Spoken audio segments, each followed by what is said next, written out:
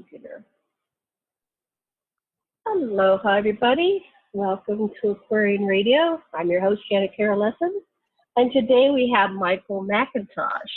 And Michael is a time traveler. He's been involved in some of the secret space programs that everybody's been talking about on the internet lately and at all the conferences. And he also is a future president for the United States, probably 20.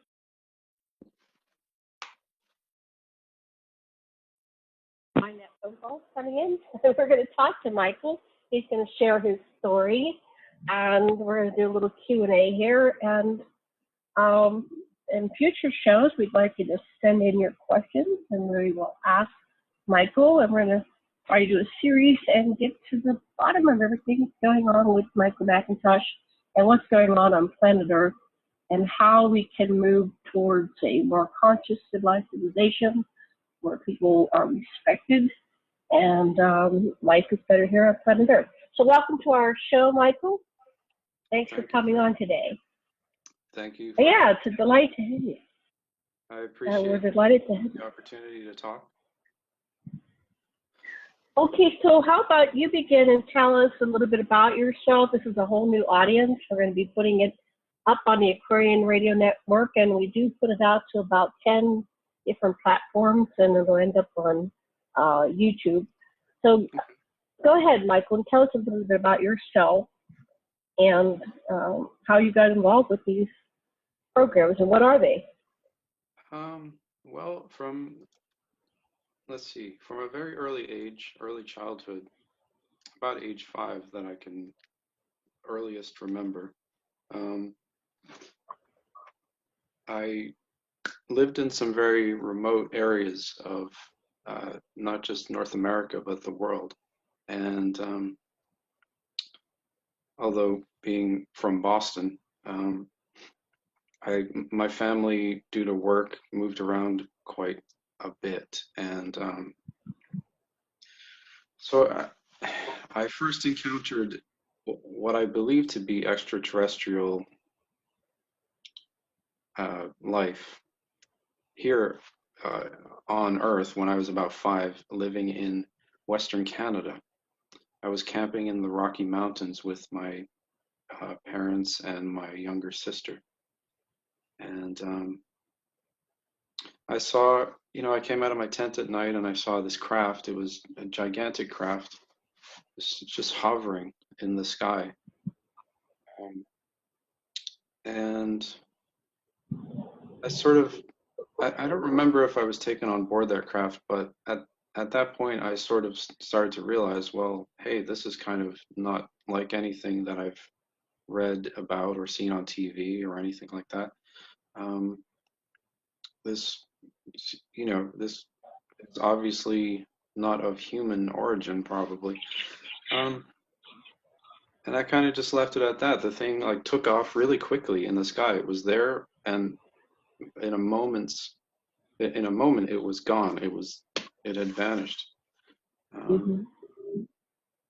It went up and away, and that was like nothing, nothing I'd ever seen. I'd been on airplanes. I'd never seen an airplane go that fast. I'd never seen a helicopter go that fast. Anything go that fast. But that was it. And a few weeks later, I was asleep. Actually, I was in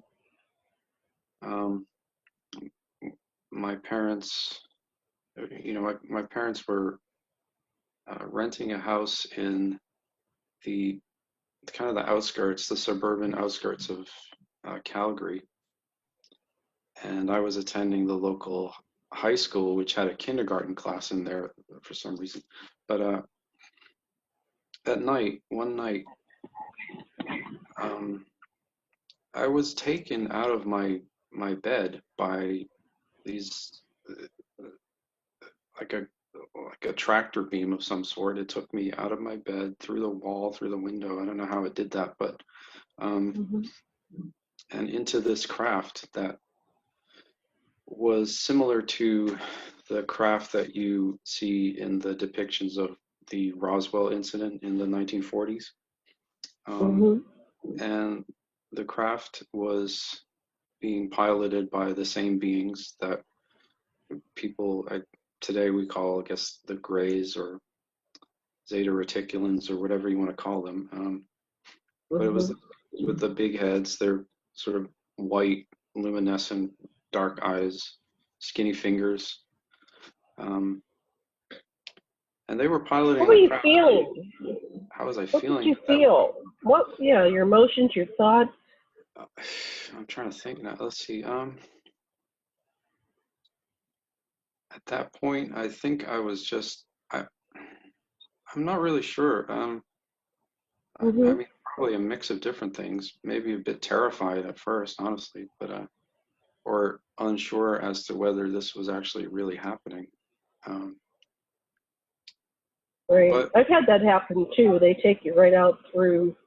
yeah, They took me right out through the window, yeah, I and believe. I blacked out a little bit. It's kind of like my mind went blank, and then you had more experiences. But Yeah, there's something about when they're coming for you, and then the disbelief. It's almost like terror, hmm but then there's calm at the same time. It's very weird for me. So was that kind of what was? Yeah. Anyway, yeah. go to the next scene. Let's hold on. Yeah, Mm-hmm. that's what it was for me also, and I think I remember definitely being angry because I wanted to in my bed sleeping, and here I was on this craft with a handful of beings. I'm trying to remember how many. There might have been as many as four, Mm-hmm. and I was just sitting there, and there was a chair. I could sit in the chair and kind of like observe what they were doing, if I recall correctly, and they were really nice to me.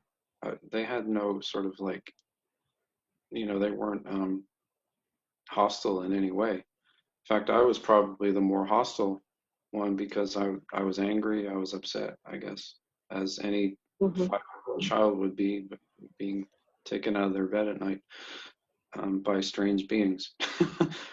um, Normal reaction. Yes. yeah, I suppose that's a normal reaction. But so I just remember being on that craft for a very long time, like what seemed like thousands of years, and just accumulating all this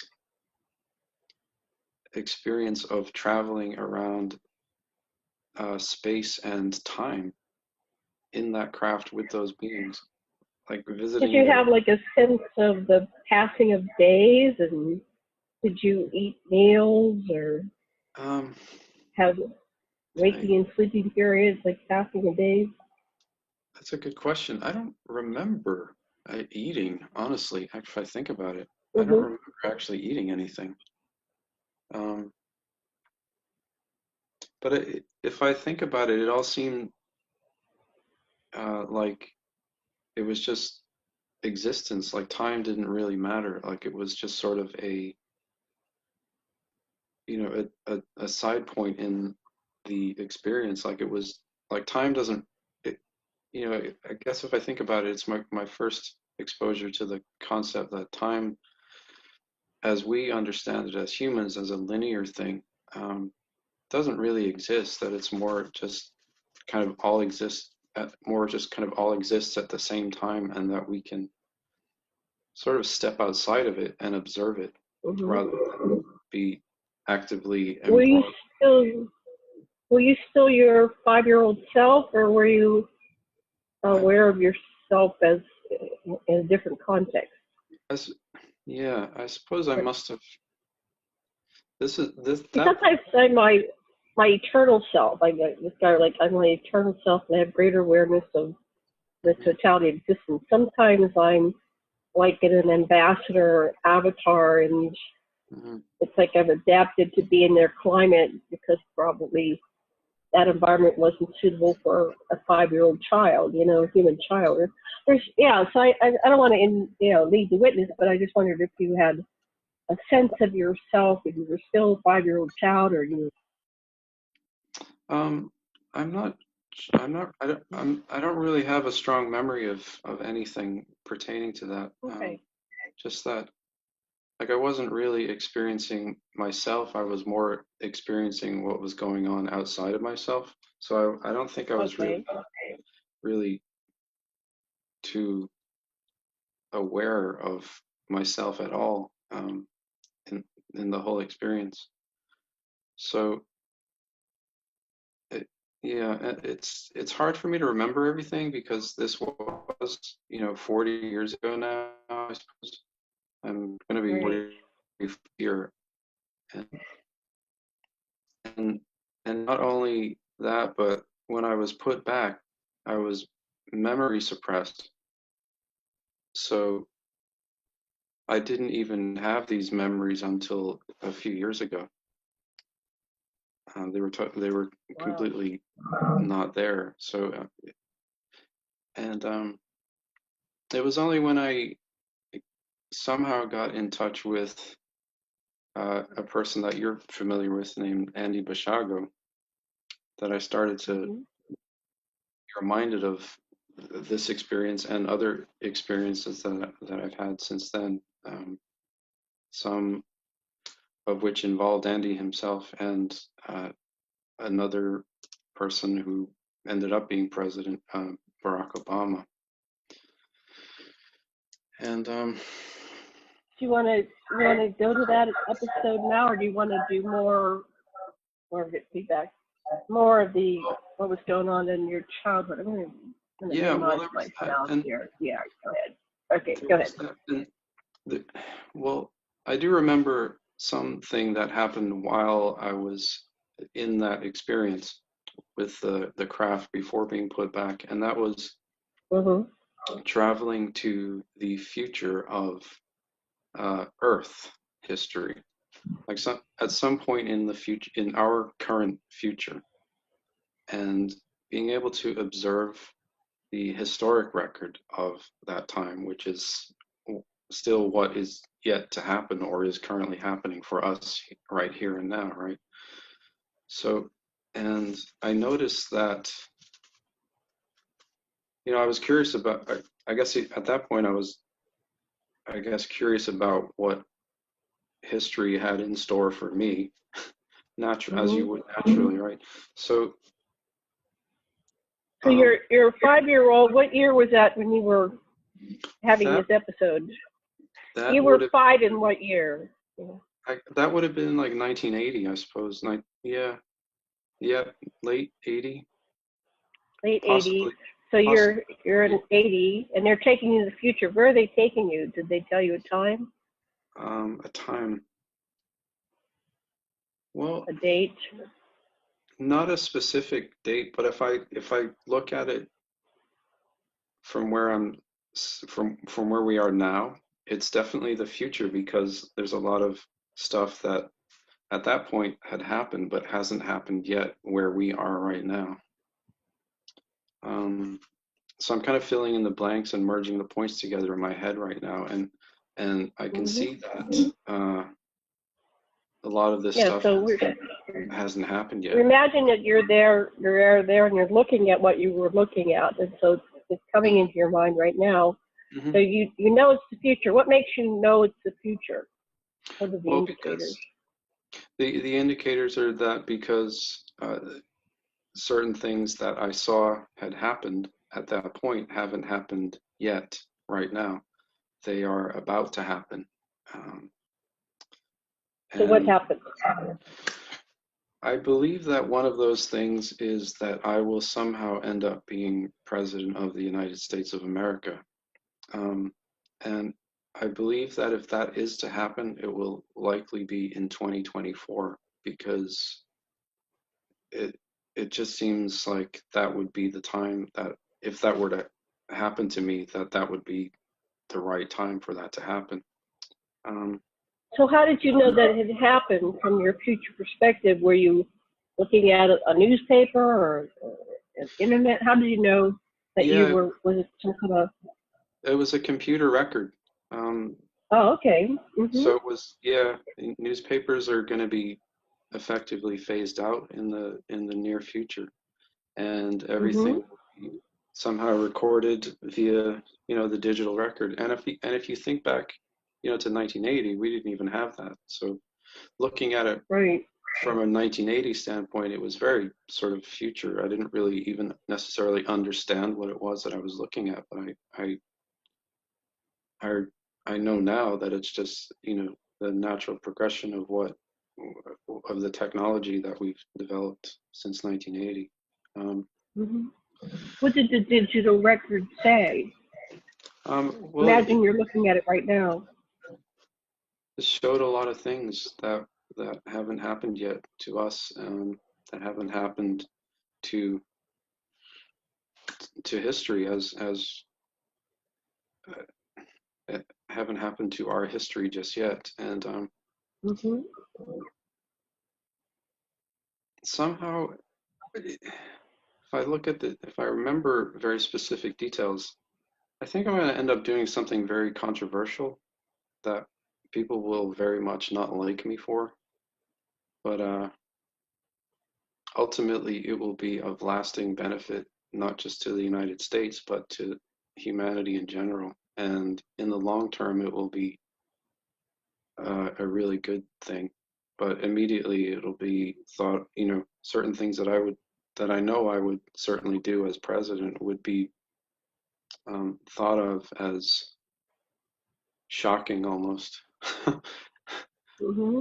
But Can you give us some examples of things that I would certainly do, absolutely. that you think you're going to do? Yeah.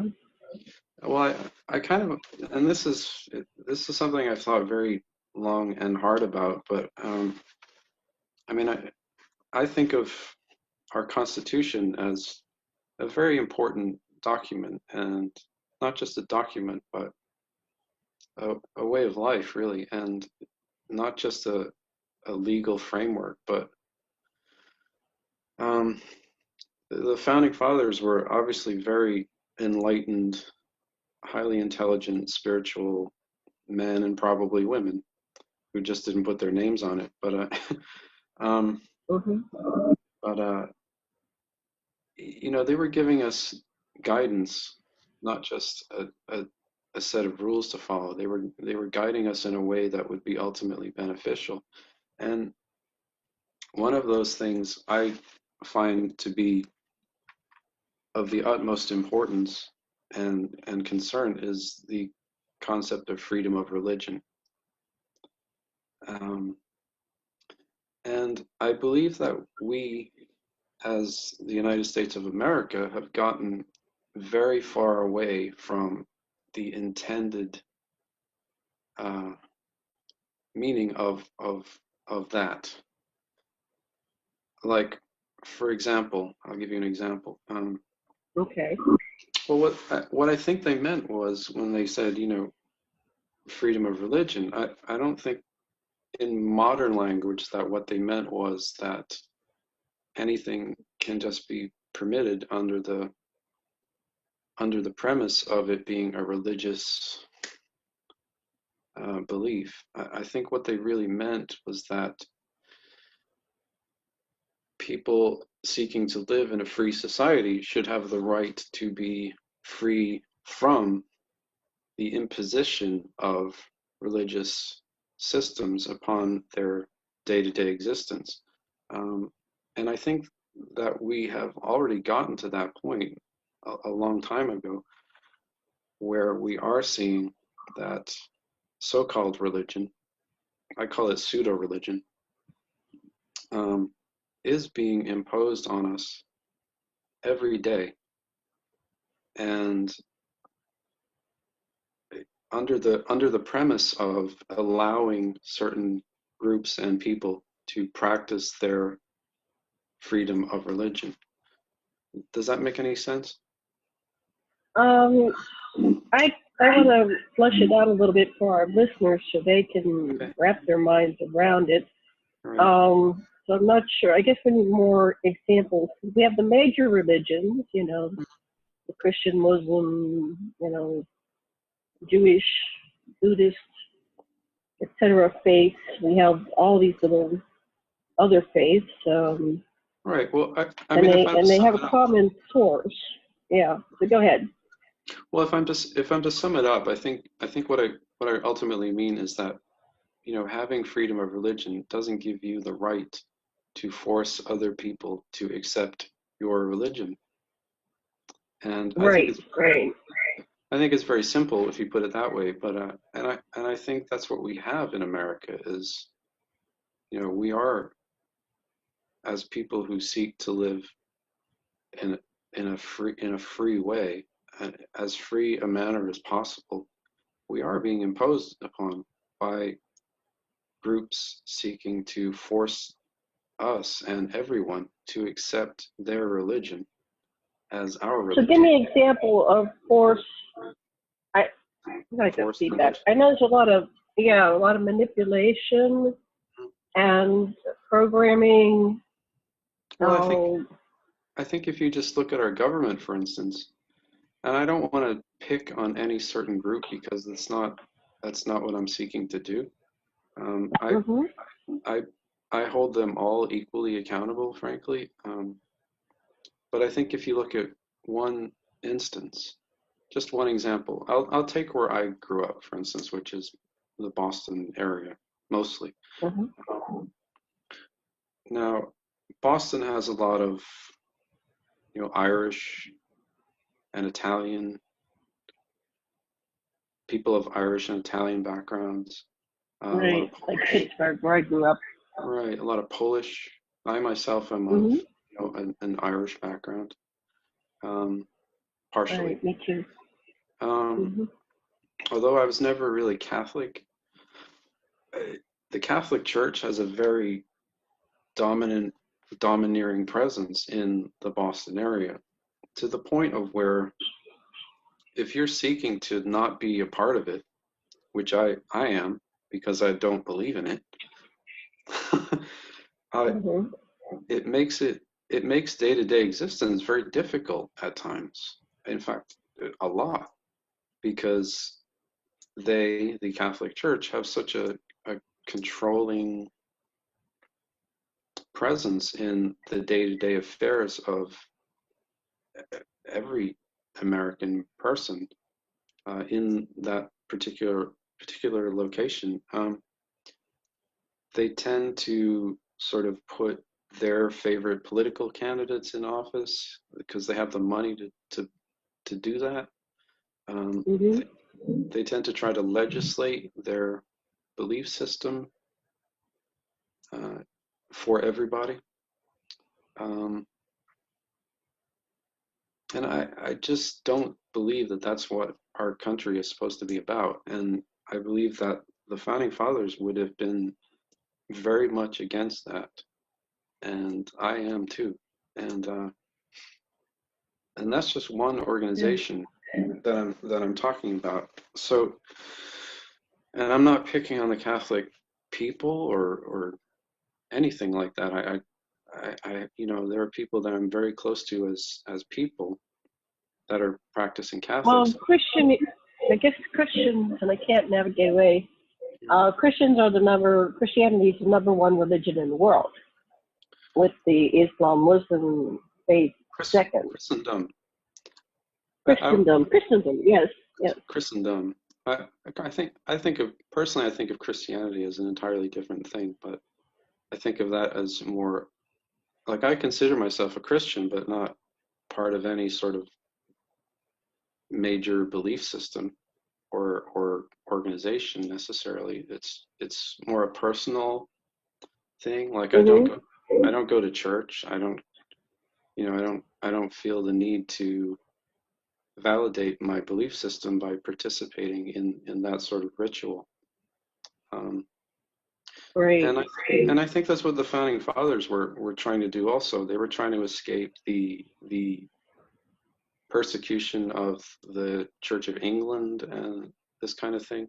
They just wanted to practice their own way of life and not be imposed upon. That was a huge part of the reason for the founding of the United States. And I just think that it really disturbs me that we've gotten so far away from that. And I'm not saying that the Catholic Church is responsible for that. I'm saying that a lot of groups are responsible for that with their sort of overstepping of the meaning and the spirit of the Constitution. And what I would certainly advocate and indeed seek to do as Commander-in-Chief of the United States military, if I end up being president, is to stop that completely. Because I believe it's a national emergency. I believe it's a constitutional crisis. And I believe it's a danger to our country, ultimately. And it's probably the biggest danger that I can think of. So let me deconstruct that and unpack that a little bit. So we have religious freedom. What do you think our founding fathers meant by religious freedom, if it's not how it looks today?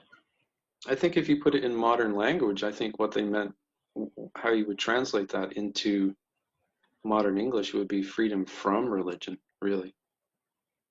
Because what we call religion now isn't what they were referring to when they meant freedom of religion. They meant just simply freedom to believe whatever I want to believe, and you not telling me what I have to believe or conform to.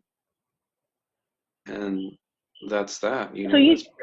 So do you think the people that are going to these religions are somehow being forced to go? It seems like they're perpetuating it generation after generation because. Sure. I mean, I think definitely it does something for them. Yeah. Yeah, definitely a lot of them are, and of course, I mean, other I don't even want to call these groups religion, to be completely honest, because I'm speaking of I'm speaking in the language of the U.S. Constitution, and I don't believe that these organizations accurately fall under the definition of what the Constitution means when it says religion. So I'm going to call them pseudo-religion.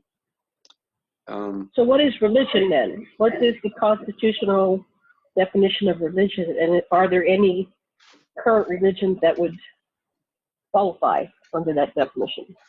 I believe there probably aren't, really, because if you're talking in 1776, 1789, really English, American English, what they meant was, and put that in context of the history of the time, what they meant was they just didn't want to be told what to believe by the King of England anymore, and that would naturally include any other belief system.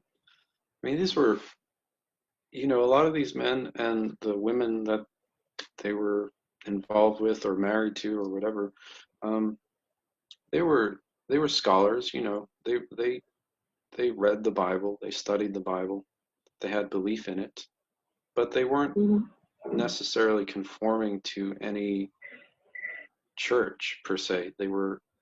They just sought to practice it without being imposed on or coerced into an organization that is just another system of conformity, really. But so what were they in that time period when they were declaring independence from the King of England?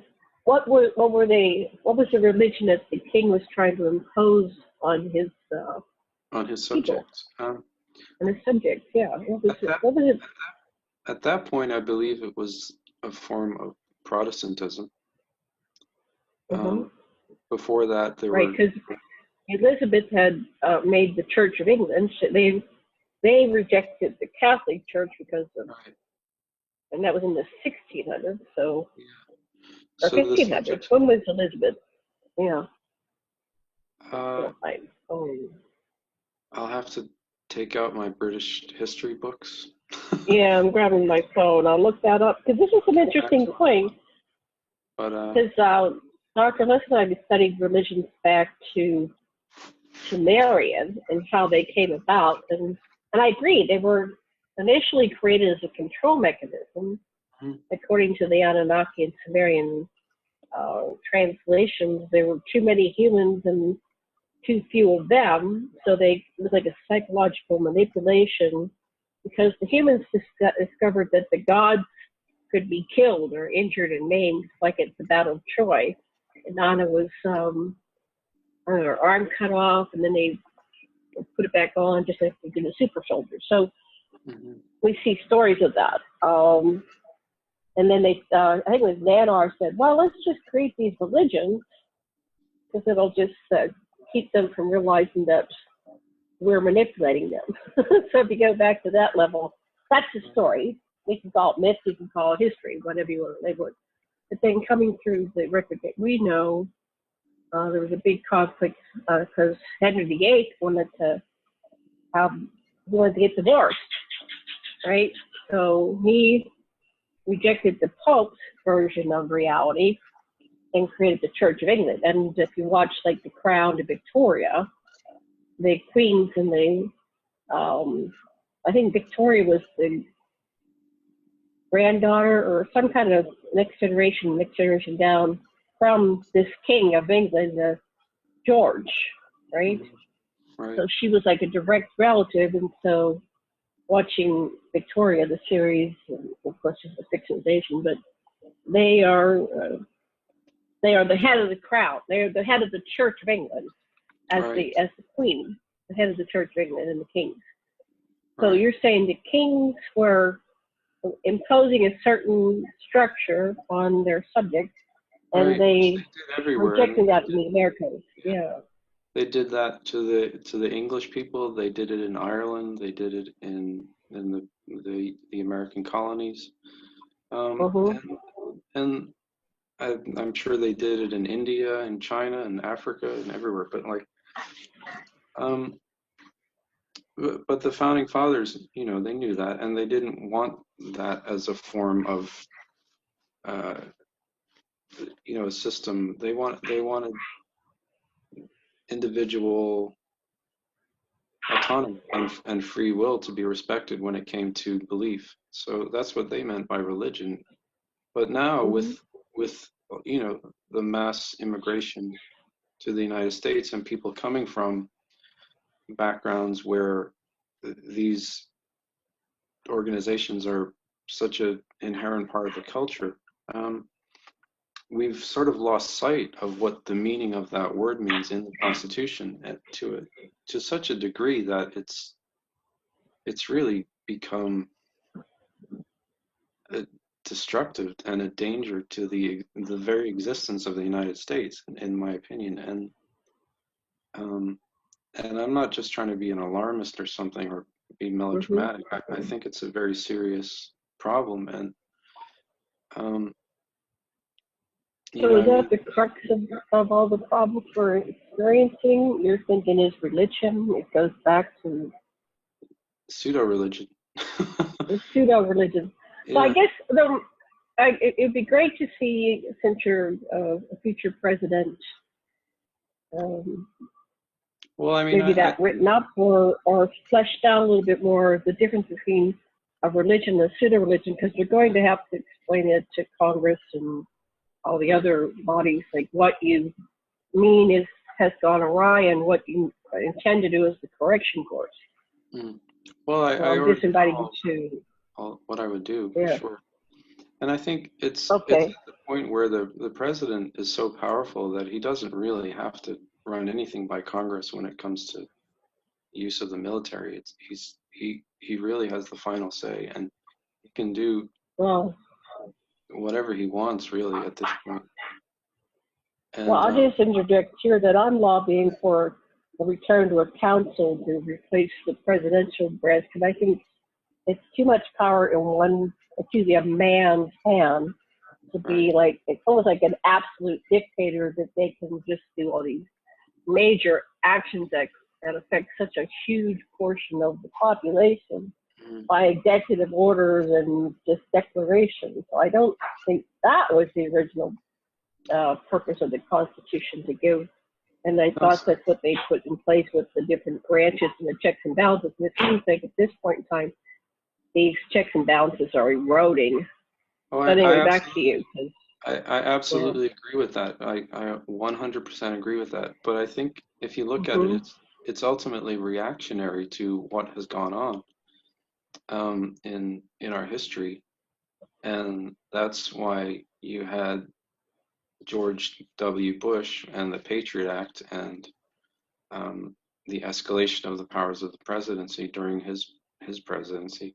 I think he was ultimately just sort of reactionary to the erosion of religious freedom.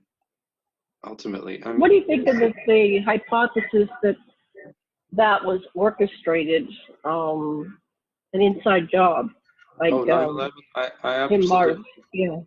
I think that's been confirmed and declassified by the Mhm. Trump administration. Actually, it's one of the reasons that another reason that I've had difficulty since 2001 is because I I have an education in construction and engineering, and Mhm. my own dad actually helped rebuild the World Trade Centers when it was first bombed in like 1993. I've heard this, that then at that point they put in the um, the capability to collapse it in on itself because of that Yeah, incident where the truck went in and if it were to fall over, it would kill more people. So they yeah, put the detonation mechanisms in place during that right. repair in case they had to implode it, in case it ever happened again. So what were you going to say? Sorry to interject that, but that's what I heard in the presentation Well, one yeah, time. it's pretty clear to anyone with an education in that field that and or a military background that it was an inside job and it was orchestrated and done deliberately to create hostility towards the Muslim world, um, and Hmm. and rationalize and justify attacking, for instance, Iraq, which is what happened like a few weeks later. Um, and if you look at who was behind it, it's very interesting. It's sort of a conglomerate of mostly Israeli Americans who are, usually Jewish. Um, I don't like to pick on Jews, but Yeah, I don't. I have they a are a Jewish religion. husband, Yeah, and my family that I married into is Jewish, and I love all yeah. my.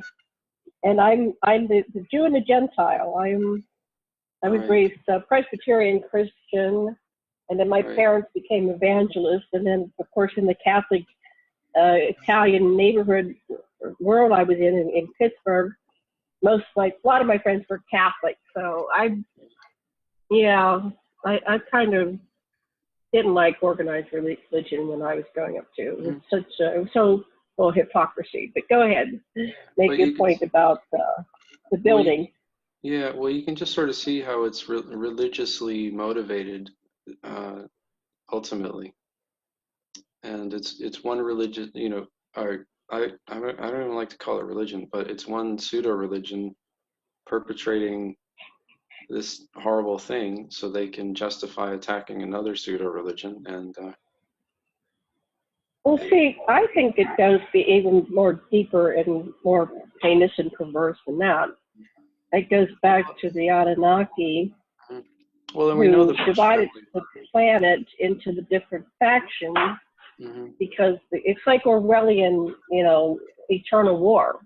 Hmm. So because they profit no matter what happens, Right. and their whole population is population control manipulation and keeping us, enslaved in their corporate economic slavery system.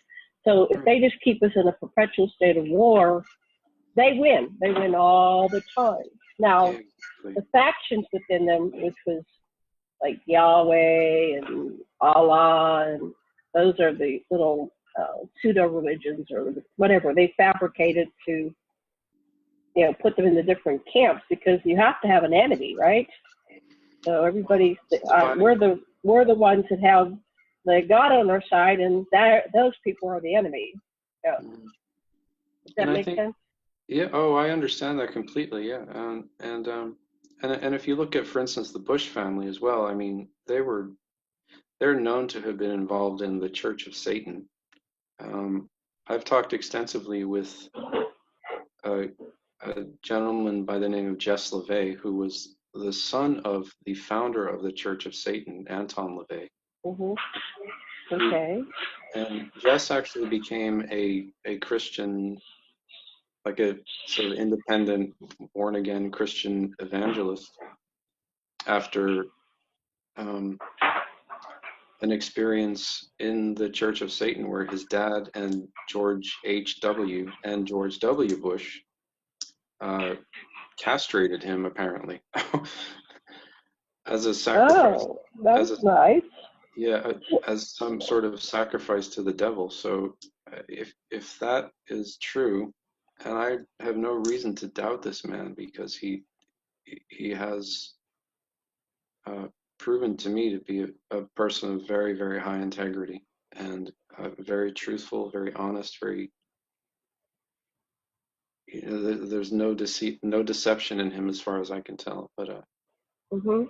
I Well, there may tend to, not be intentional deception, but we have perception. So, and I look at all these scenarios. I mean, I've talked to David Icke, and he talks about foreign moral, and he talks about Pindar, and you mhm, have satanic rituals, and I'm looking at like who are these people beings? Are these the archons? Are they Anunnaki? Are they reptilians?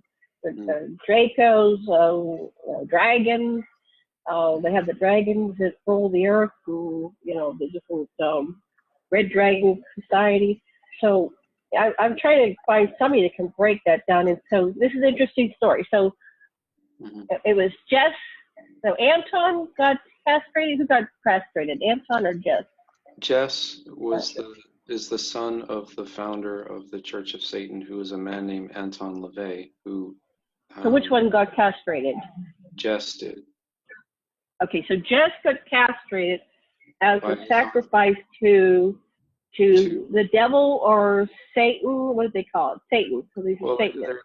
they're the Church of Satan. They were out in California, and the Bush family lived out in California for a time, so there's Hmm. evidence of that. But there's also I mean, this person to me is a highly credible witness and has Now, did he testified. have? Were you able to see that he really was castrated? Did he have any documentation? I mean, that's really like drop your pants, but it's like Yeah, people can tell you things, and I've heard it all. yeah, I'm telling he you, definitely Michael, I've heard it all. he, he definitely sounds like he was castrated. Let me tell you that. Okay, so then there are physical characteristics for someone castrated. So this is. Are you still in touch with him? We lost touch a few years Hmm. ago, but I mean, it's just you know, it's just indicative of how far gone elements of our government have Hmm. gone in terms of adherence to Well, their pseudo religion and putting it what's going on in Bohemian Grove? You've heard of right. that. I mean, they have this big owl, which is a nun who has an owl symbol, and they have they Mhm.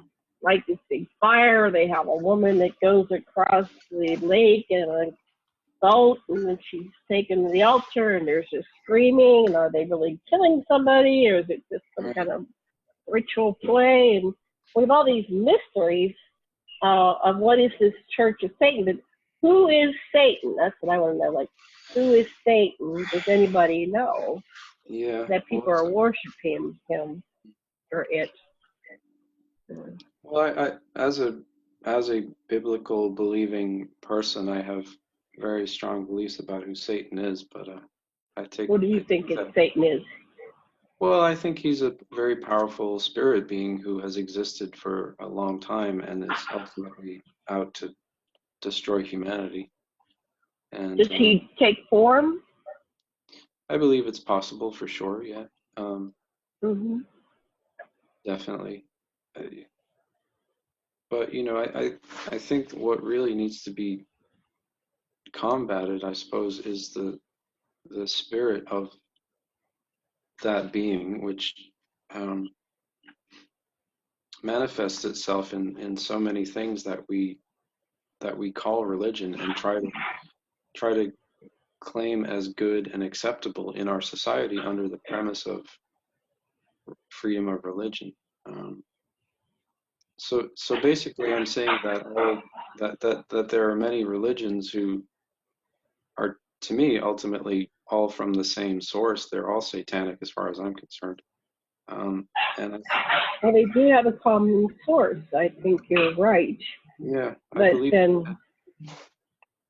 And I think that the president actually has the power, militarily speaking, to abolish all of these organizations, not just from the United States, but probably using the power of the UN at this point, abolish them from the face of the well, earth. how are you going to abolish it when there's so many true believers?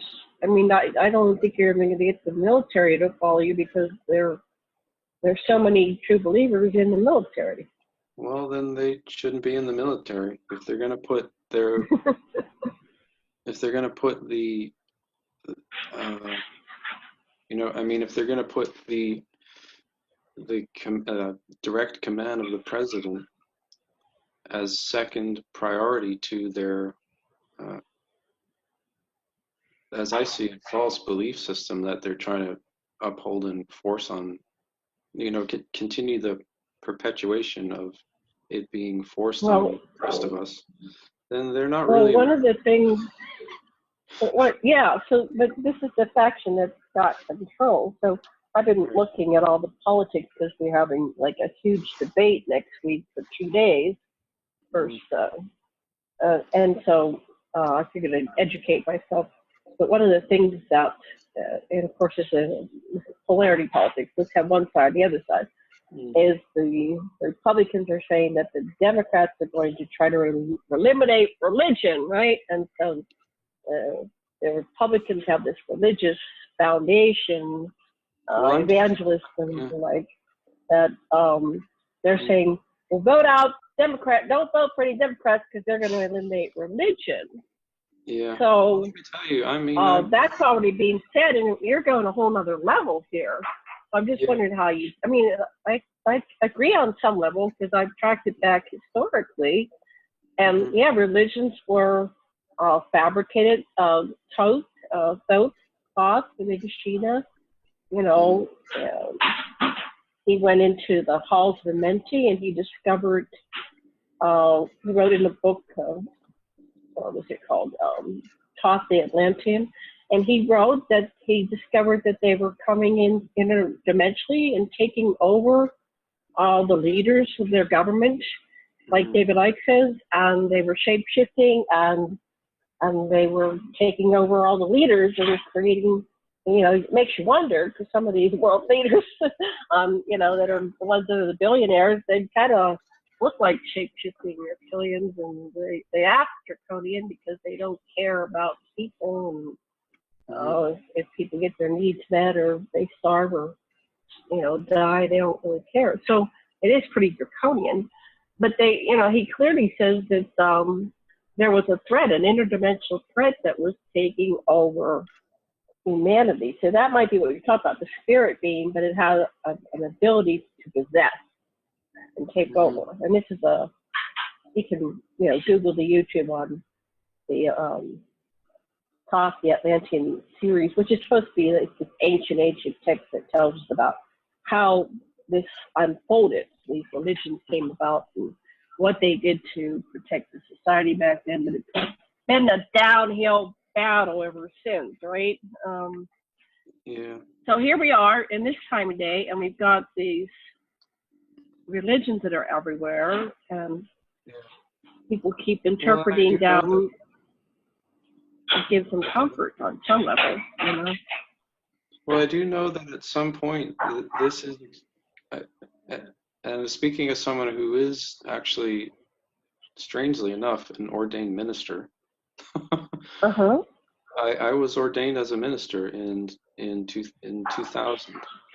I'm not going to tell you which denomination because it's not really a denomination. It's more a loose affiliation of individuals. Really, it's not. It's not like that. But as someone who has studied the Bible extensively, there is, I can tell you for a fact that there is actually prophecy in there that foretells of the future for the times that we live in, and that at some point the governments of the earth will actually turn on these organizations and do away with them completely. Yeah, they call it the Great and Abominable Church. Right. Revelations. Yeah, the Great and Abominable Church. It's in there for sure. Yeah, and I just sort of putting two and two together. Was John on some kind of wild acid trip, or he was being time traveled? I mean, that man. If you were to take that in the modern times, you'd say, man, he had some good acid. Like, what was going on? And he couldn't quite interpret it because it was future. Like you said, it's hard to talk about something from the future because you don't have the language to really describe what's going on. Right. But I don't think it's really just a Democrat thing that would want to see that happen. I mean, I consider myself a very right wing. And I want to see it happen. So I think that's something that. Yeah, I'm the other side, so we're having a right wing, left wing. But I want to see it happen too. But see, that's what the ufologists have said.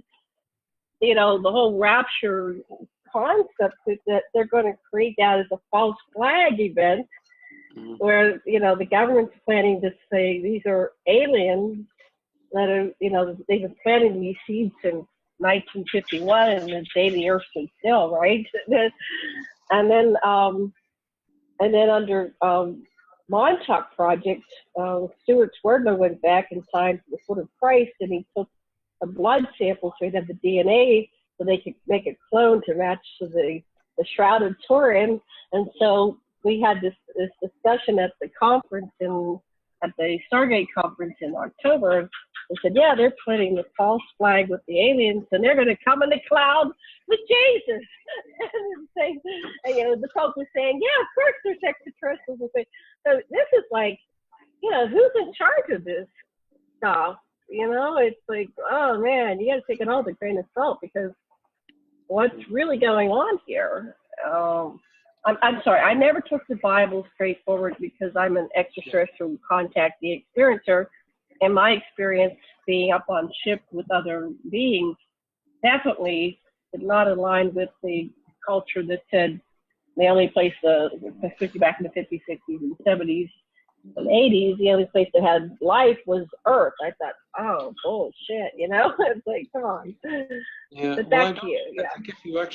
I think if you really look into the Bible, it doesn't say anything about that. So it leaves it open to the probability that there is life other than on this planet. I mean, it doesn't. These are people taking the Bible out of context to try to prove something that they want to be true. But if you really examine it, it doesn't exclude the possibility of life outside of Earth. It just doesn't. Right, really and I think that's why the Pope came out. The Pope came out and said, "Oh no, we're not excluding life outside of Earth." Yeah. And I believe. So I think that's why that came out. Yeah. Was. I believe in both. I believe in the Bible, but I also believe in life outside of this planet because I've experienced it. I've encountered it, and there's life. Here. Yeah. There's life everywhere in this universe. It's impossible for there not to be, really. Right. So you have this whole thing of, and I think somehow it will happen. I agree with you. And I don't know why I agree with you. Well, first of all, because it'll show. I can't imagine a spacefaring race that has interacting with thousands of beings from tens of thousands of planets that they're going to be limited with the constructs that humanity has around religion, because we have to take the whole galaxy into consideration. So this is a human story that a higher being came into this level, and it's like they wanted to accelerate our progress because we were pretty primitive. So we inject Yeah. They call it interventionism. We inject an enlightened being to accelerate humanity's process and give us some concepts that are outside of this very primitive box that we were operating in, 2,000 years ago under when Jesus walked the earth. So, and of course that got us going. Right. And we're still operating in a very limited paradigm, but there are so many of us who aren't, we're not consciously in it anymore, if we ever were, like I don't recall ever thinking that any of this was normal from the time I was small. But I've been forced to live in this world for 45 years now. I don't like it. I've been here 20 years longer than you. It's getting really boring to me. I want the next level. Right. And enlightenment consciousness. Yeah. I'm the same way. I've always kind of thought, well, can't this be better? Can't we do something differently at least? Instead of perpetuating this. And like, I think that's really one of the big things that needs to be changed is how we understand religion and what we tolerate as far as allowing freedom of religion, because we can't just allow everything under the premise of religious freedom. It's just not. Well, yeah, we don't. Yeah. It's selective. And so then you look at it, so this is being allowed. They have a religion that sacrifices chickens, and they have Satanism as a religion, and then there are all the other religions. And I think we need to separate religion from abuse. Like, when is something abusive? So there are religions where they believe in removing a child's clitoris. Right, and that's what like, what? Meant, That is what the founding fathers meant. Ultimately, they meant, just freedom to be themselves, their best selves, and then somehow the meaning got corrupted.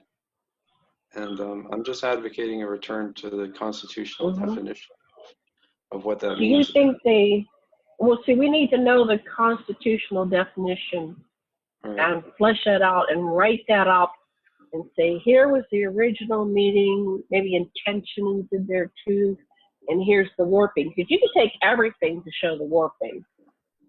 Like going back to the Sumerian text, you see the original writing, and you go, holy crap, look at how they twisted that over, the centuries. It got twisted.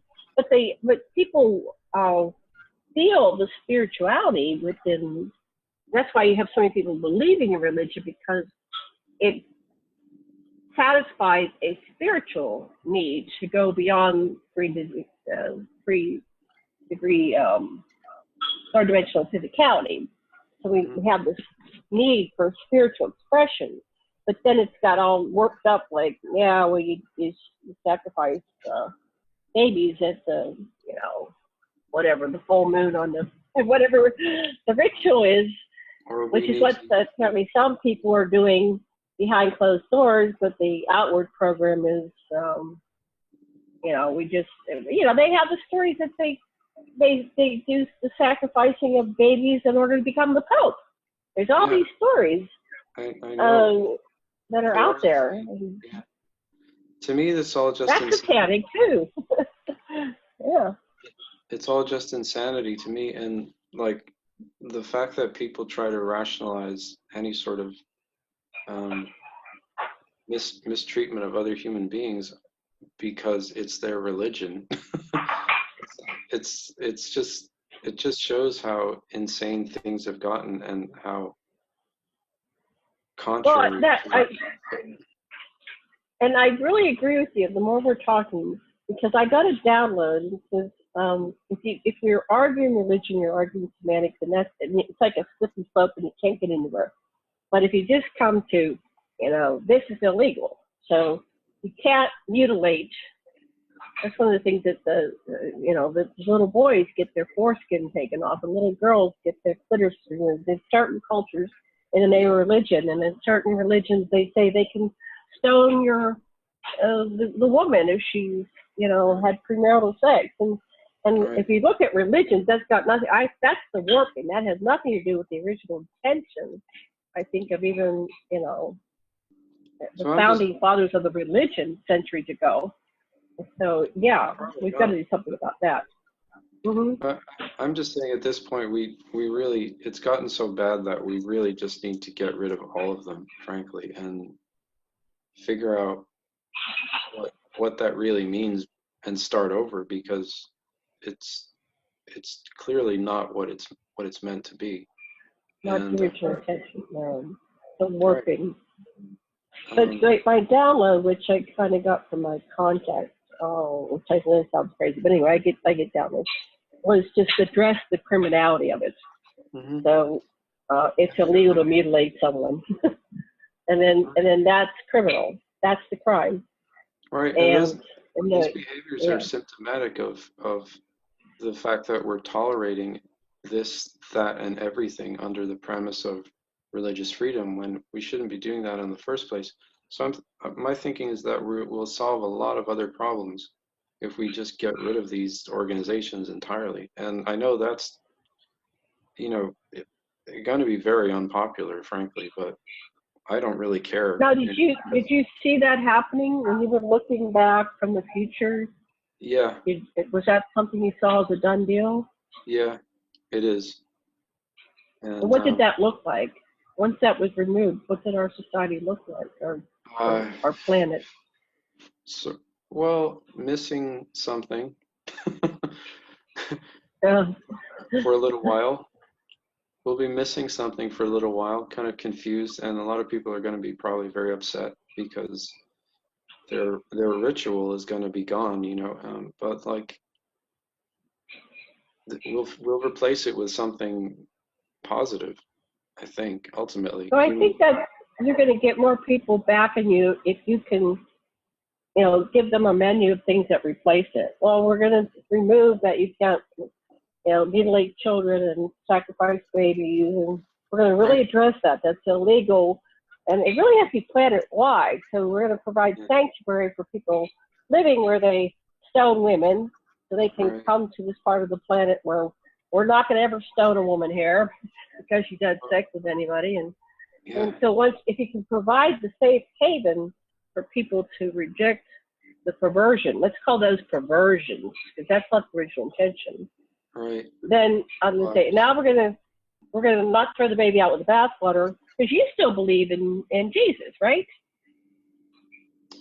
well, I certainly do, but I don't seek to force anybody else to do that, and I don't, Right, but you know, well, just give them something to wrap their head around. Say, I want to remove the perversion. I want to remove the abuse and the warping of the original intention.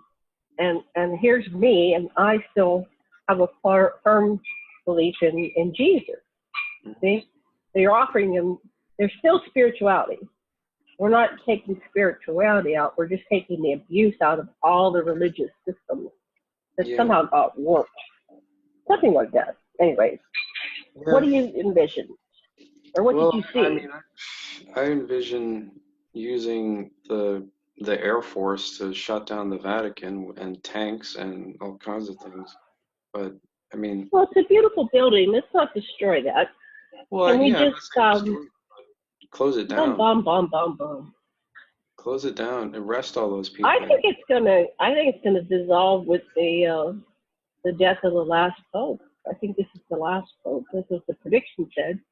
Yeah, but the problem with and I can tell you as someone with, you know, I mean, my mom is from Ireland even, so it's like I can tell you, um, the control that the Catholic Church still has on so many parts of the planet is just, as Americans, we don't really understand it fully, but there are entire countries where people are literally afraid to, you know, not conform to the perceived authority of the Pope, and that's throughout South America, Mexico, um, a lot of Americans still, parts of Europe, parts of Africa. You know, you meet people who are literally afraid to disagree with the Catholic Church and to um, speak what they actually might believe, which is Well, I had a report from Karen Hudes, HUDES, I think it was, years ago, and she had evidence or information about the Homo capensis, the tall whites with the large skulls, were Mhm. actually the ones behind the Vatican that were controlling the Vatican. And that is part of the reasons why they had the funny hats, which was Mhm. that hides, the big Pope hat hides the elongated skulls when they're, because they have normal faces, but they apparently have these elongated skulls. And so the Vatican may not be controlled by Homo sapiens sapiens. It might be, they call it Homo capensis, another Yeah. species. It's not quite human. It's humanoid, but not human. What do you think of that? Oh, Is I that believe maybe that's, what's going on? of course, I believe that that's certainly possible. Yeah, I'm definitely aware of uh, things like the Vril Society and Mm-hmm. the sort of reptilian nature of the royal family of England, and um, yeah, it would not surprise me at all if that were true. And So the so Vatican is shut down. What do you do about the Muslim culture? yeah, that wouldn't be hard to shut down either, frankly. I know it seems kind of scary because it's a scary organization, but um, I think if you, I've had very close dealings with people who came from Muslim backgrounds, and I can tell you Mm-hmm. from experience that many of them are just afraid to disagree with it because they'll Right. be they will be killed. It's not like they actually believe it or want to be part of it, but they have to conform to it for fear of losing their lives. And this is even in the United States of America, not you know Right. not other parts So of the isn't world. that true on many levels, the religious level, the Hmm. political level? I mean, there's a lot of people that don't agree with the structure and Hmm. they fear death, like the whistleblowers. These Hmm. people, they get exposed to these secret space programs like yourself, like you were exposed, and we should get into that at some point here. And yet they fear that they will lose their lives if they tell the truth. So we Right. have a very fear-based society that is exerting control everywhere you go Hmm. to maintain the narrative, the story that they want as our operating system for society. But I don't think there's very much truth in it at all Yeah, I because of don't. all this continual mafioso manipulation and mind control. And, you know. Yeah, there's definitely it's if it's fear, it's if an organization needs fear to uh, maintain its power, then it's not offering the truth because you don't need fear to help people learn the truth. It's just there, and you just point them to it if you can, and even if you can't, they'll find it naturally if the fear is removed. I think. Um, So yeah. So you're this child, and you're in the future, looking back and seeing the changes. What else did you see no, in the I'm not future that sure if comes it's out? yeah. I'm not sure if it's going to be me that does that or somebody else before that or after. It's a little unclear, but I know that if I were to end up being president, that is certainly, as soon as my hand is taken off that Bible, it's something I would go and absolutely do that right away. I would be like, listen, military, get to it right now. I am the commander. I'm in command. Do my reality. Well, That would I'm excited to see that. I hope I'm around to see it. That yeah, would be well, interesting. that would happen before the end of 2024. It wouldn't even be Yeah, it's totally 2025. peaceful. And it seems like it seems like the right time. I don't think, I don't think Trump really is interested in doing that. I think he's more concerned about other things. And while that's understandable, I think it's, you know, it's up to the guy that comes after him to really do something, or a woman, if that's the case. Um, Hmm. and I just don't see anybody who's really crazy enough to step into those shoes, frankly. So what's your okay? So let's look at it a little bit more. So did you see anything else from the future looking back that Let is going to unfold in these times? Yes. me think. Just an overall gradual improvement in human life up until the end of the 21st century. So what With happens with all this pollution? Do we clean up the oceans? I've heard of. I have people that tell me we have technologies that could return everything to a pristine environment in 2-3 years, but the government won't let us put these technologies out there. And just somehow somebody get this. I mean, it's already invented. It's they won't let us use the M drive. They won't let us use the propulsion system. In this model, not the secret space program. They're already using it, but in the what's called the NASA model. Because there's a yeah, friend that has reverse engineered the free energy system, and he says we could put it in all the cars, boats, planes, trains, all the big vehicles, all the small vehicles, running the houses, be totally free energy, and it's free humanity from this slavery of always having to work to earn the money to pay. I mean, my energy bill here is ridiculous, and it would just cut the carbon like in a year too, and we'd be saved. But who is mhm. this? Who are these people that won't let these technologies out there?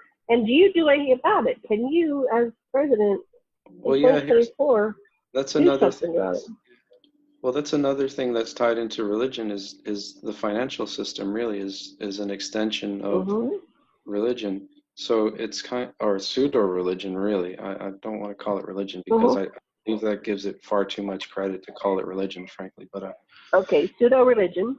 with the removal of pseudo religion, the financial system will ultimately disappear as well, which will give us naturally um, more reasons to pursue alternative ways of doing things because money won't ultimately be a factor or a motive for people to Mm-hmm. continue to perpetuate all these negative systems.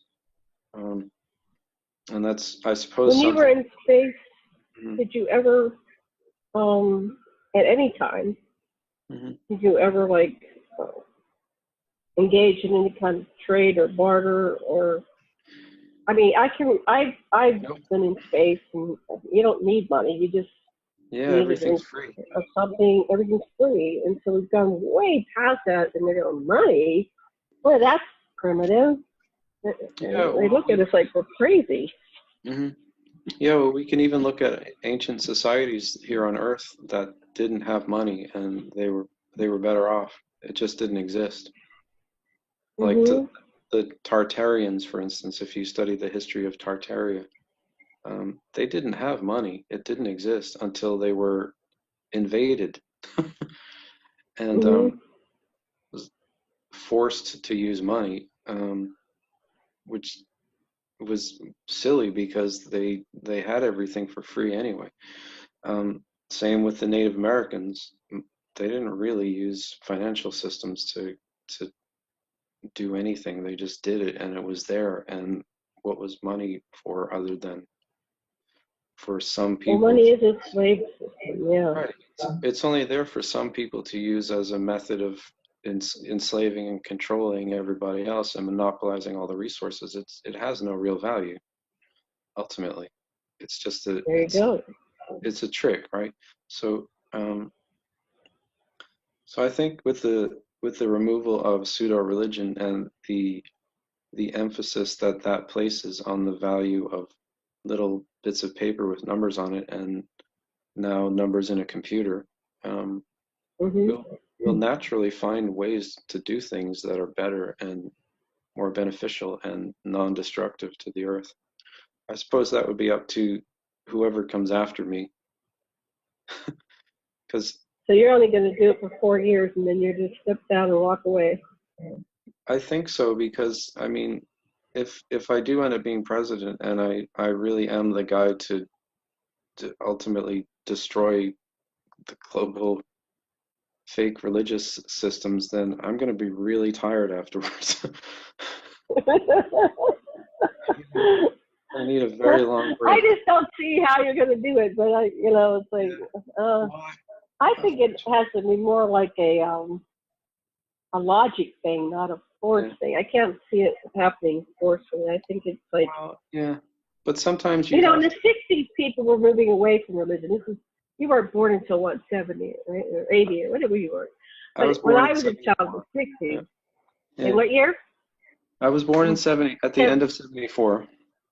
Okay, so you're my child. I graduated in 72, so you would be my child's age if I had one back then. And when I was growing up, people just stopped going to religious places. We were dropping out. As we were becoming more conscious and enlightened and into spirituality and other concepts, it was like it naturally dissolved.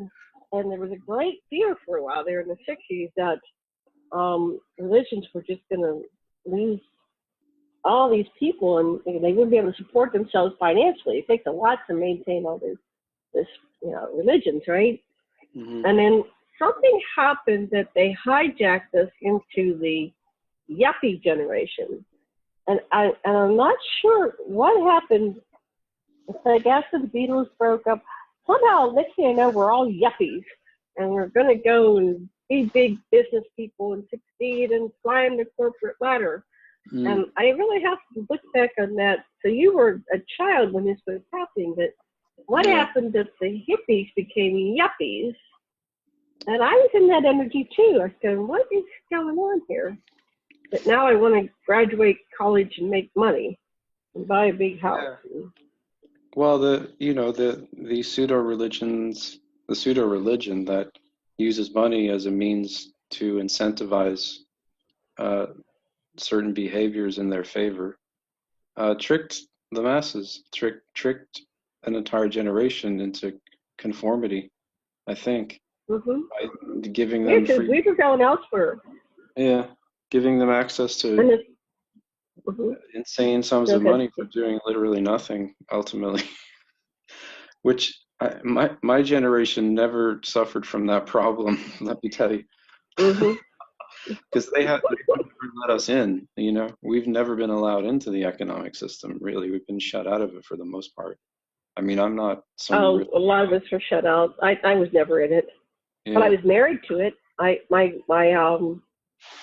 second husband, his family was rich. They were, you have Illuminati rich, and you have this other level of rich, where they have the millions of dollars, but not the billions. And I would say that they're not capping the 100 million mark, but they're somewhere between 1 million and 100 million. That was my second husband's family, and boy, I couldn't wait to get out of there. Money's not it. I really got that message. Money is not it, not it, not it. Where's your soul? Where's your consciousness? I was so hungry for spirituality and consciousness. I ran to Hawaii to escape it. So. Yeah, it's not a happy existence, Once you've been in it, you know that it's not a happy life, and it's not the solution to anything. It's just not the solution. A gigantic distraction from the problems that are symptomatic of the bigger picture. And your time, okay. Go ahead, finish that thought. Go ahead, sorry. I can relate to that. I've been in, situations where, I mean, money's been around, but you know what I mean? And, I mean, I'm a musician. I'm a fairly successful musician, and sometimes there's money around,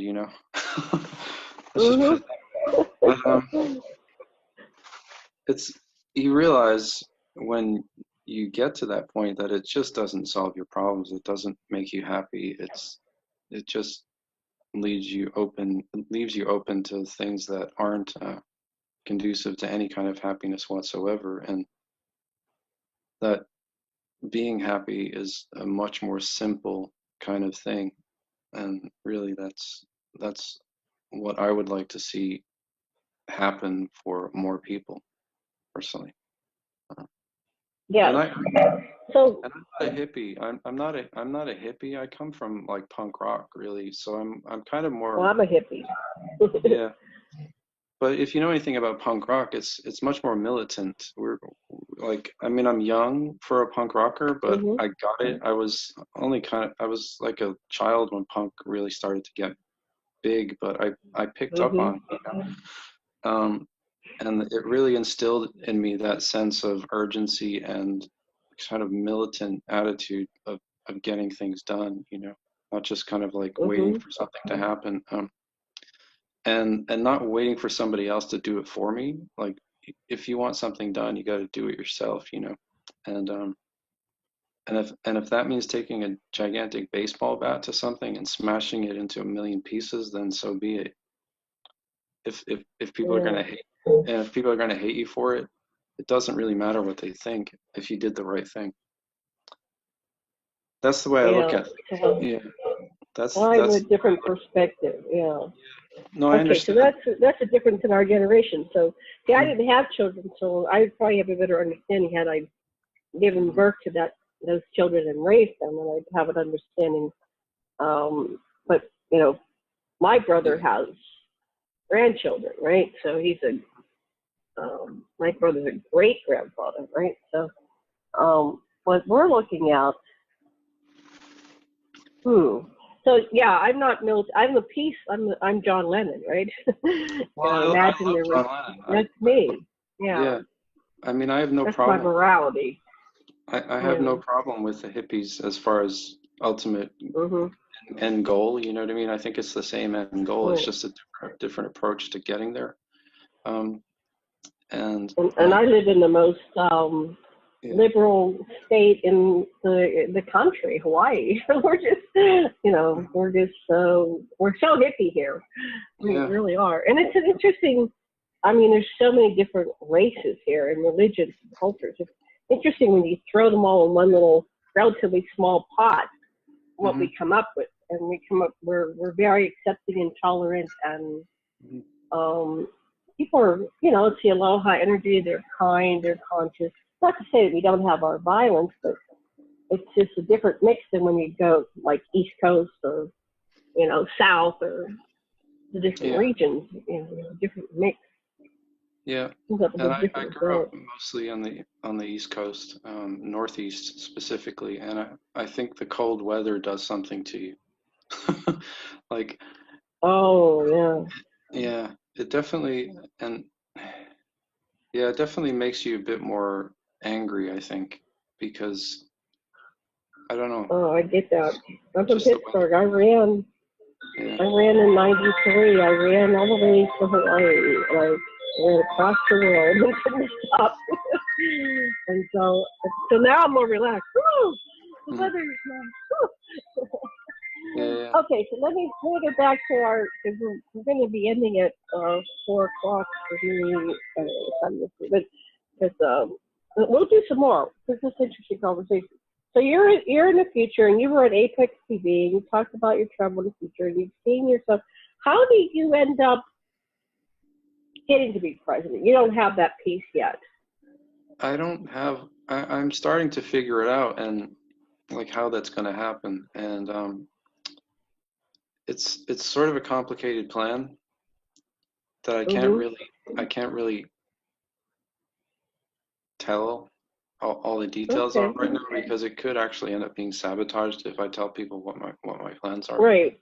But We don't want to sabotage I don't your want to, timeline. yeah, I don't want that to happen because I know that it's important if I do end up doing this, that it's going to be for ultimately a really good reason that will long-term benefit humanity in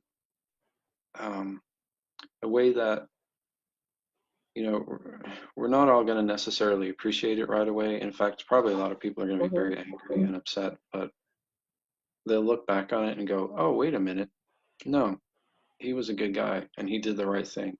Mhm. And, and that's why I'm going to be reelected in 2068. So you'll come back, and by that time we'll have longevity because we know that's possible from our secret space program, people. We have extreme physical longevity and all these things like aging, and these are unhealthy things. Aging is a disease. All these things can be reversed.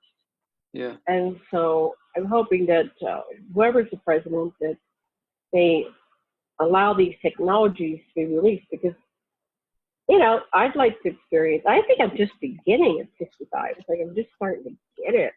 Mm-hmm. And I was like, God, you mean I'm going to be dead in 2 years? Come on. Let's do a different reality. Yeah, you're in okay, so it's a different century now. It's like I look yeah. at my parents and they're thinking the same way, but it's like, I'm like, Mom, Dad, you guys are still young. It's the 21st century. We have Mm-hmm. all this medicine, all this technology. You guys can be around to like easily to be 100. You know what I mean? Well, I heard from one of the time travelers that At least. within a few years we're going to shift to 130. Yeah. Will be your life expectancy. And here's then another thing. because Like, yeah, go ahead.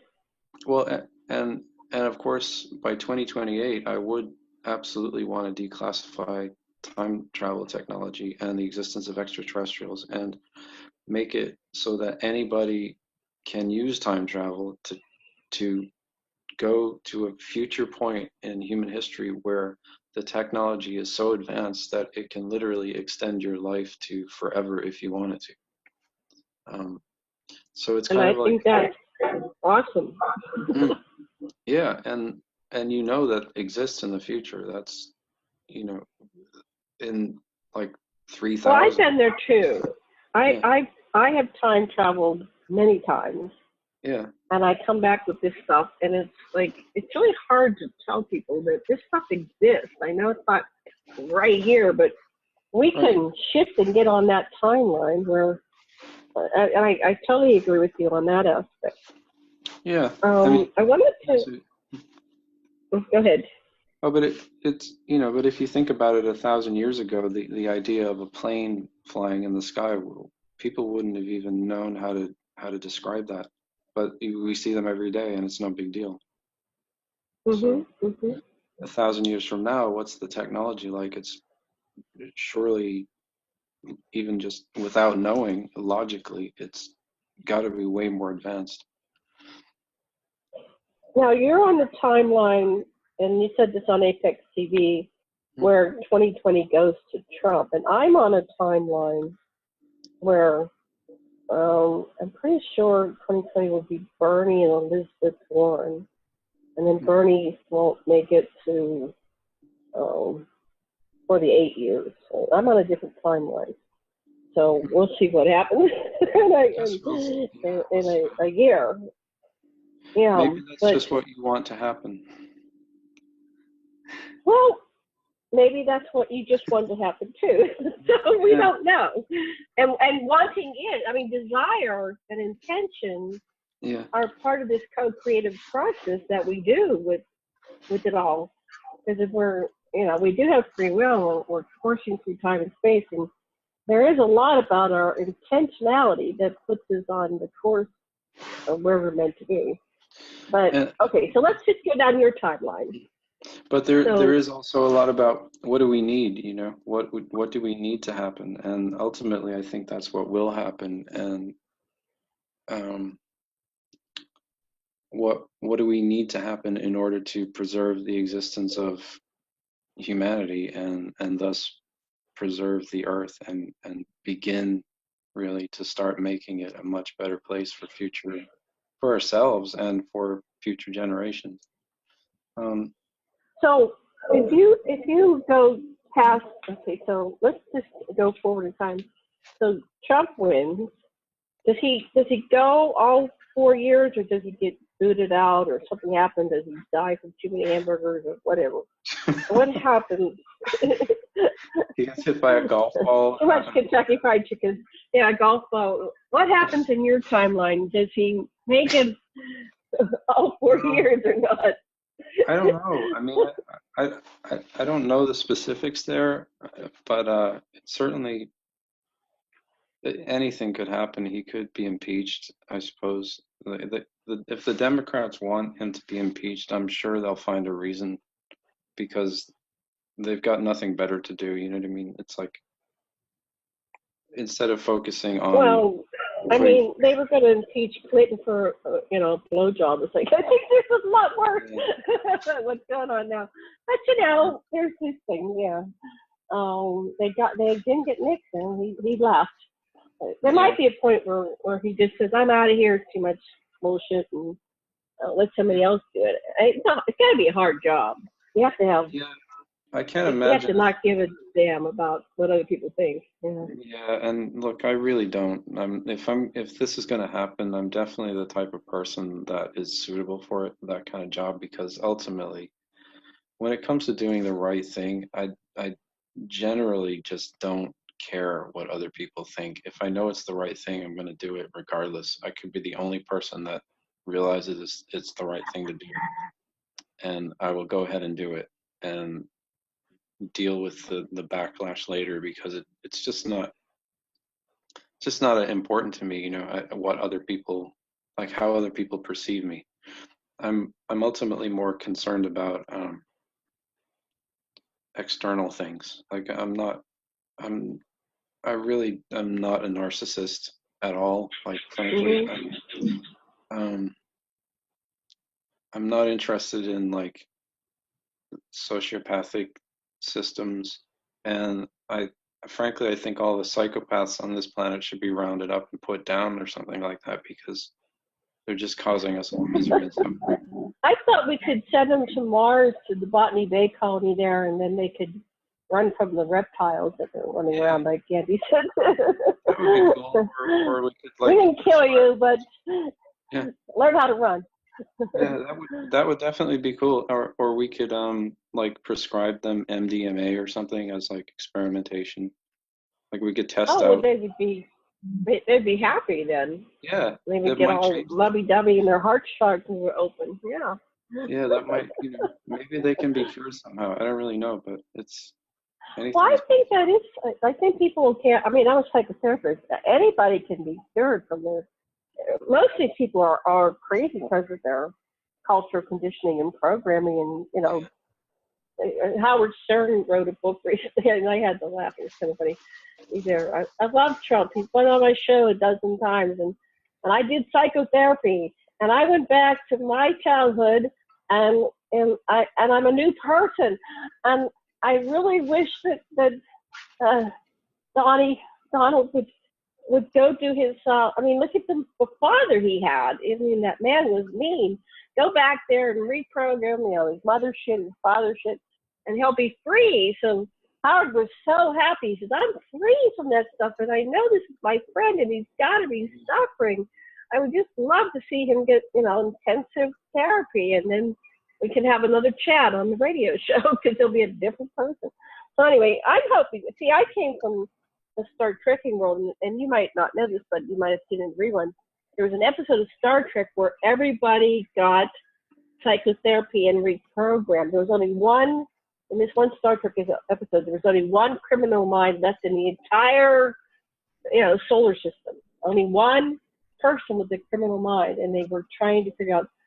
So they didn't do punishment or execution. They did rehabilitation, and in the future, they found ways of going into what made the person have a criminal mind or a deviant mind, and they helped them rehabilitate themselves. I thought it was great. It was very, I grew up on Star Trek. What can I say? I'm progressive. Gene Roddenberry was very progressive about the potentiality of humanity. Yeah. Well, I love Star Trek for sure. I always liked science fiction, and it always inspired me to think about the possibilities. And I spent a lot of my time, memory suppressed. for some reason, I was always drawn towards um, anything that was science fiction and futuristic, and that inspired thinking about the possibilities for the future. And um, I think that was kind of unusual for kids my age because, like, you know, they all wanted to play sports and I Mm-hmm. mean, as a kid, I liked sports and all that, but I was way more into other things like science fiction and music and the arts and that kind of thing, and indeed science. Um, Mm-hmm. Well, good. Did you go to college? um, Did you? let's see, college. After high school, I graduated from. I went to two different high schools in the Boston area. Let's see, graduated barely because I was extremely depressed, frankly. I graduated at the very bottom of my class, even though I was probably one of the Mm-hmm. smartest kids in the school. But I I just was extremely depressed, and I didn't know why. Um, Mm-hmm. I figured out later that it had to do with the fact that that I had part of my memory was gone, like, and I was depressed for Yeah. 34 or 5 years or something, and I couldn't I couldn't figure out what was the cause of my depression until literally a few years ago, and now my depression is completely gone. Interestingly, um, As a psychotherapist, a hypnotherapist, that that's how it works. yeah, You have something you don't know why, you're depressed, right? Or yeah, something just not jiving. Your life isn't joy. Our yeah, natural state is joy and bliss. And if you're not joyous and blissful, then there's something. And repression of memories is not just what the secret space program does, which they do. They're really screwing with you. But it's, yeah, say you have a childhood where you're seriously abused, it's called Makuni. Your part of your brain will shut down, and you won't deal with the abuse, so that you can, get up and go to school and have a life, right? yeah, So that's the benefit of psychotherapy, is you go in and you look at the surface emotions. I'm depressed, and when you go inward through, regression therapy, hypnotherapy. Talk therapy is not so great, but a little bit of talk therapy, but it's going inward into the inward journey. And yeah. then you come out the other side, like Howard and like yourself. It's like, wow, Well, it can be cured. I can feel better. I dealt with that by just becoming a really good musician and learning how to write songs and forming a band and just screaming at the top of my lungs and, and and playing guitar very loudly and gaining a mass audience and That's wonderful. That's yeah, wonderful. So it's like a primal therapy. You're screaming your yeah, artistic expression is a cure for depression. When you have yeah, depression, do some kind of expression. Yeah, yeah. I that's formed a band in high awesome. school with I formed a band in high school with some friends of mine from the school jazz band. Actually, we were jazz Mhm. musicians, but we formed like a rock band that we started playing clubs in high school, and we got all the kids from our school to pay to come see us, and that was fantastic. We kept it going after high school, and I've been doing that up until now. From the time I was Wow, in that's high school, yeah. great. And So you're but making a living with your joy, with your bliss. yeah, I mean, along the way, I've learned how to do other things because it's not always been, uh, there's not always been the money there to keep doing it. But Mhm. so I've had to do additional things at times. Mhm. But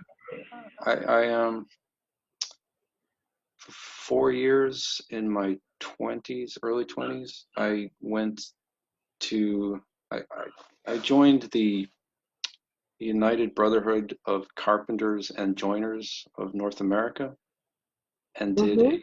a 4-year apprenticeship, which I graduated from out of Local 33 in Boston. And Mhm. So I learned how to build houses and skyscrapers and everything else, which led to me quickly figuring out that 9/11 was an inside job. That's great. Let's look Right. at that before we sign off here. So Yeah. you were saying that. So tell me about that. What's your looking at a building? How do you know that that's an inside job? Well, I'd been in those buildings before they were blown up, and my dad helped rebuild Mhm. them the first time, and I know how they were built. Like they were union built, which means in America that means they're built very well. Um, you, Mhm. People can criticize unions all they want, but unions have a much higher standard of work than pretty much anybody in the United States, and that includes Donald Trump. Um, Mhm. um, and I'm a union guy, you know what I mean? Like, I think it's okay to be a Right. Republican and a union guy. Yeah. I'm very pro unions. So just so Mhm. you guys know that out there. I love the trade unions. I think they're fantastic. They've helped uplift and elevate the standards for ordinary Americans for a long time now, and that should continue. That's an excellent thing. Um, but I mean, I just know how they were built. They were built so that a plane flying into them would do nothing. It would bounce off. Mhm. Yeah. I know. It's so does not make sense. Yeah. And then I moved to the New York area a few years after 9/11. Met people who actually saw and became friends with people who actually saw the towers being destroyed. And Mhm. not a single one of them uh, testifies to seeing planes. Now, Wow. yeah, and and then knowing what I know about, I actually was a member of, growing up in Boston, I studied television production actually with like the local cable access channels and stuff. And after scrutinizing all of the various footages of the towers coming down, if you look really closely, you can see, if you sort of do it on a frame by frame basis, you can see very clearly that the planes are computer generated, and Yeah. they're they're there to kind of trick people into thinking that something actually happened that didn't happen, and to also mask what was really going on. Um, there were no So what planes. happened? Did somebody? There was an explosion up in the top levels. What Well, they made filled the those smoke buildings cloud with at the top of the building? they they filled those buildings with nanothermite, probably, which is Mhm. almost like a nuclear explosion, right? Which was set off, Right. probably collapsed one floor after another, and until the whole thing collapsed. Um, and they had to have put like floor after floor of explosives.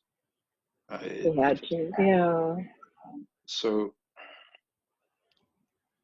and that's just some of the stuff that you could look into that uh, would really, uh, after adding it all up, it becomes irrefutable that it was an inside job. And I was one of the first crazy people, because of my educational background, to start saying, "Hey, look, something's wrong here. These guys are not telling us the truth. Mhm. And we're being whipped up to go into this war." And I was military age at the time. They obviously wanted people like me to sign up and go fight in Iraq, and Right. hell no, we won't go, kind of Hell thing. no, I won't go. That was me. Well, I was in a coma like for 2 days before I got so sick that I just was like in bed, Yeah, barely moving for a couple of days, trying to recover from whatever this virus was. But when I finally I came out and I came down the stairs and we're watching the towers fall over and over and over again. I just said, well, please come wake me when the world is ending. To my husband. And so I said, oh my God, they did it. I knew it was an inside job. I Yeah. knew it was somebody who was going to manipulate us and want us to do the next thing, which was the war.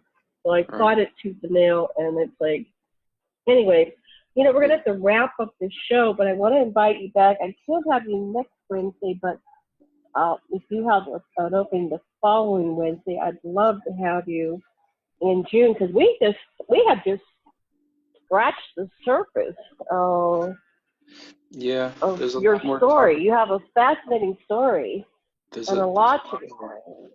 Yeah, a I mean, lot more. I can talk, believe me.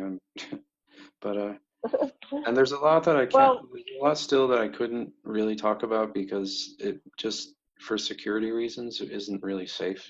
I understand. I understand. We don't want to do anything to cause harm to you or your family, and so that's our intention, is to just, kind of like we did Yeah. today, chat Yeah. about what's going on, and I like this nice, relaxed energy, and we can think and reflect. I think you've had a very reflective life. You said you did your screaming, but to wake up and become conscious without intensive therapy involves things like what you've done, and I think you're highly reflective. And then you told me from the last time how you were working on your timeline with Andy, and it's like a Russian doll. So if you go through your timeline with somebody, then it starts unfolding, right? The memories keep going. It's an ongoing process. It is, and then you see, I'm really proud of you for doing it. Yeah, go ahead. Your turn. and then you sort of see how it's all everything's interconnected, and all of the crazy people are not actually crazy. It's just we know things that maybe other people aren't aware of yet. We're just, not to toot our own horns, but maybe a little ahead of the curve, and trying to help others really is the name of the game right now, I think. And people might view that as maybe a little patronizing, or whatever. I don't know how they might necessarily think of it, but I think we want everybody to understand that we're here to help, and we're trying to help, and we want to make things better for everybody. And we have tools at our disposal, and we can use those. We don't have to adhere to any sort of steadfast, dogmatic, rigid thinking when it comes to using these tools to shape things in a better way. It doesn't have to be this left or right, black or white kind of thing. There are things that we can all ultimately agree on, and that's really what I think we should be focusing on. I do too. Wow. Amazing. I think we're going to end for today. Any final words to our listeners? And I will work on uploading this. I don't want it to get too long because I want to be able to upload it. Yeah. No, just if you guys get bored, check out my website. It's youngastronautclub.com is the website for my band. You might like to hear some music, and I'd love to. I'd love to know what you guys think of it, and feel free to get in touch with me through any of the social media links that are. And if you have any songs that I can play that might be relevant to our topic, and you can send me the MP3 in a future show, and I can play it as our outro or something. That'd be great. The first song on the website is I think my favorite. It's called Lines in the Sky. It's about the chemtrails phenomenon that we're seeing that needs to go away too. Oh, yes. Just trying to... So we'll talk offline and through emails or Skype, and we'll be back in 2 weeks if that works for you. Great. Well, maybe even before, but I've got company coming, so it's I gotta deal with company, which is what happens when you live in Maui. Yeah. So, well, thank you so much. I really appreciate you coming on the show and for being patient with me getting you online here. And next time, let's try your phone. You can use your phone, perhaps. Yeah, I'll try Charge. to get it working. I'm not the most technologically savvy Okay. person. If not, we can do this again. Mm. Okay. Well, that sounds good. So, thank you so much, Michael, and love and blessings to you and your family, and love to all our listeners. And this has been Janet Carolison and Michael Macintosh on the Aquarian Radio Network at aquarianradio.com. Much love and blessings, and aloha, everybody.